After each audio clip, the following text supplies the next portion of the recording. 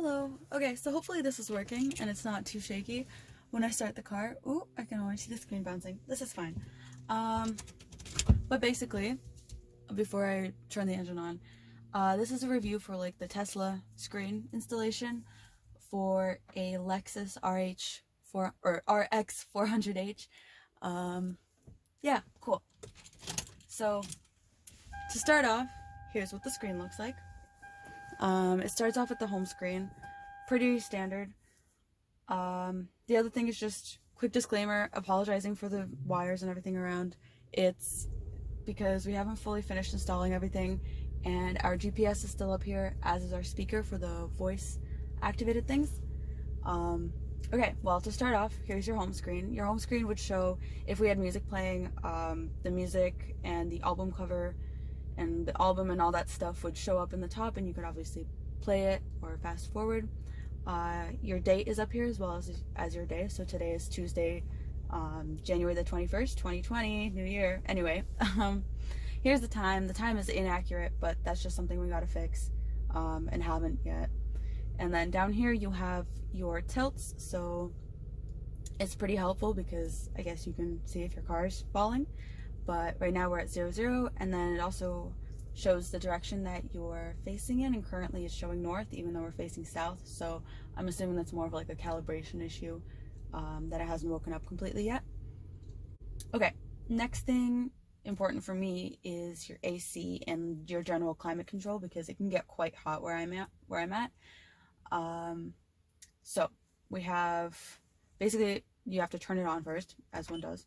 So let's just say this is regular settings, and both the buttons and the screen does work. So just demonstrating that the buttons work on both sides, and you do have individual control of each side, which is pretty cool, and it does work. And then you can turn up the speed or the force of it, turn it down. You can turn it off if you want to. I'm going to turn it back on real quick. You can also turn on auto.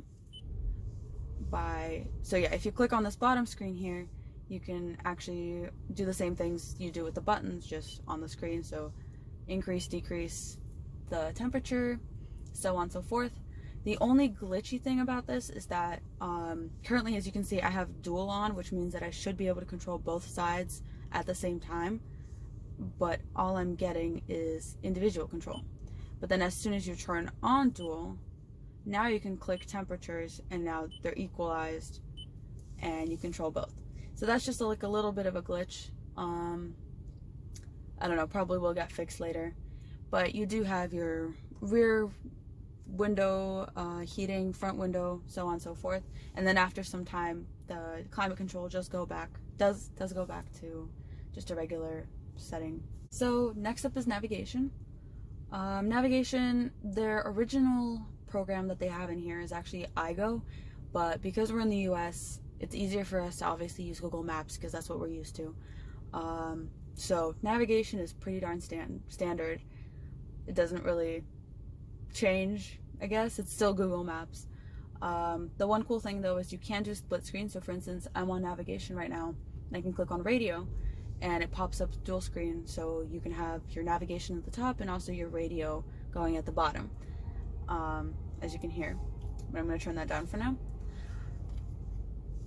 And in order to make, so if you wanted to make something full screen, so I can click again on navigation and that would make it back to going full screen.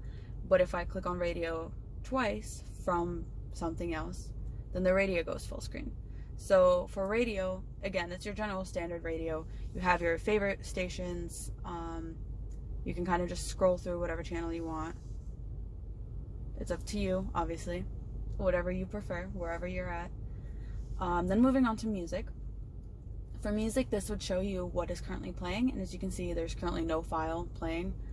It's actually playing from the video right now, which I'll get to later. But basically, you would have your album cover here, your music, anything else, like all the information shows up here. And then if you want to change something, you can go to browse, and this is what you have on your device.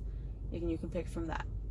You can also have Bluetooth music, which I'll also go into more, but basically you hook up your phone with the Bluetooth and you can play music through here as well. Moving on to apps. So the apps on the left are your general system apps for your car. Currently we're not really using them as much because we basically, like, we haven't hooked up the camera. We haven't really taken any pictures, don't really have any pictures on here except for the album cover art. So that's about that. And then on the right, you have all of your other apps that you can download. So for example, my dad downloaded Maps so that he could install it. Here's, oh, I guess they don't have iGo on here. Oh yeah, they do. Okay, so here's iGo, which is their default navigation application. He has a couple other things that he's been downloading to try and like customize or fiddle around with it, like hybrid assist. There's also, Audible. That's always helpful. Next up, we have video. So this is what's currently playing. So this has also been preset to the device. When we got it, this was already on there. But basically they have that on there, and you can switch this around to being, bottom screen or top screen. You can also make it full screen, but it kind of morphs the dimensions. And then you can also, or I guess that's it basically. But, oh yeah, and you can go into your files, if it would let me. You can go to your files, choose whatever you want to watch, if you have multiple things downloaded. Okay, next up is the DSP, which is all of your audio controls. You can change your bass. This is some interesting other controls that I honestly have not figured out yet. I'm not like a sound person either, so I really don't know what's going on. Balance is the one thing that we would use in this car, and this is mostly for left to right controls, because currently for some reason the back speakers aren't hooked up, or they're not working with the system. Okay, so here you can hear some nice classical music, but you can mute it from different sides. And you can see that when I do it for the back ones, it doesn't do anything because currently ours are not working. So that's always exciting. So yeah, and then there's some sound presets and some other sound field stuff. Basically, it's just other settings of how your audio will be transmitted throughout your car.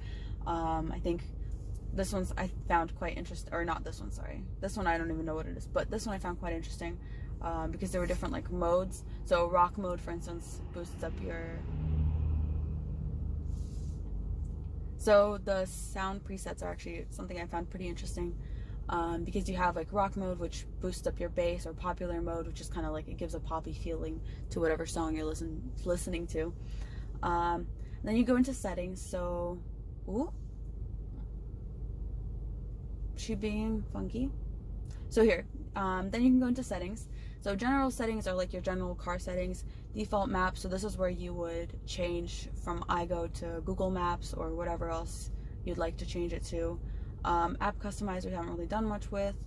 GPS monitor, you can see the different satellites that are around you. It gives you your longitude, latitude, date and time. You have your languages, some other user settings, your general stuff. The dimmer I found to be actually quite helpful. So during the day, obviously, you can increase, decrease brightness. The night one doesn't seem to do anything, but there are buttons up here. There's like a little sun, and that would change your brightness, so you can slightly see it change. And then there's also a nighttime mode, which I found really helpful because sometimes I have to drive like early in the mornings, and if the screen is on, it like that's all I can see. I can't see the road; it's just the bright screen. And then all it takes to get out of night mode is to press the screen. You have some more user settings. It's there. Play around with it if you get it. You can reset to factory settings, install. This is when you just get your computer. I'm sorry, this is when you just get your device and you have to plug it into your car. Wheel settings, you could change the buttons on your wheels and have them control different things. Radio region, touch key, some other stuff that you can play around with. And then you have more settings. More settings basically pops up to like an Android setting, so you can turn on Wi-Fi and stuff. So currently the car, I guess, is hooked up to the phone as a hotspot. Yeah.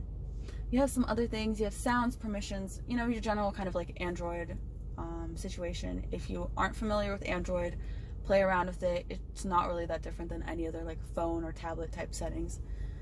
Okay, so now moving on to, in my opinion, the coolest part of having this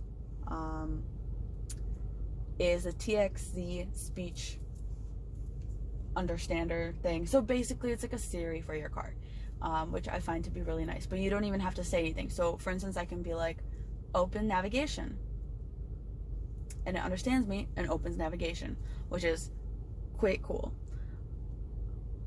Now going back to the speech thing. Oh, I found another glitch. Basically, for some reason, if you go from navigation, you try to go back to TXZ speech, it won't let you. So you have to, like, what I usually go is I go to radio twice, and then I go back to TXZ speech, and then it does it full screen. But in order to see the voice commands, you click on voice command, and then depending on what you want to edit, here are the different ones you can edit, and it tells you, like, if you were to click on this, for instance, navigation, it tells you the 2 commands you would say for it. Or for systems control, here's a bunch of commands that you can do for like Wi-Fi and Siri, which I don't have. And then you have Internet Explorer, which is basically Chrome, because currently we're on Chrome. Then you also have Bluetooth. So Bluetooth is kind of what you saw earlier. This is where you would set up your Bluetooth and connect your device or whatever you're trying to do. And here's what you would do: Bluetooth music, this is where you could see Bluetooth music. Your console is where you would see your miles per gallon type thing, fuel history, car settings, all that stuff. But currently ours is not displaying that because something in the software just is not wanting to mesh with our car right now. But the one thing that does work is your amp info, where, again, as I talked about, you know, you can change front, rear sound, left, right sound, and then you can change your bass, treble, middle, all that stuff. You know, this is another place where you can kind of play around with the settings.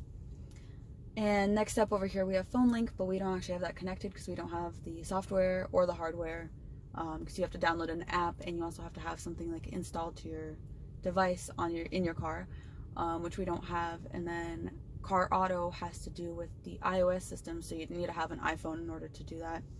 And then last but not least, you have File Manager, and this is kind of, again, a file manager, files that you would have on a phone that you could probably figure out on your own. So yeah, and that's about it. So overall, this has been a review for the Tesla control system, control panel, I'm not really sure what it's called, for the Lexus RX 400H.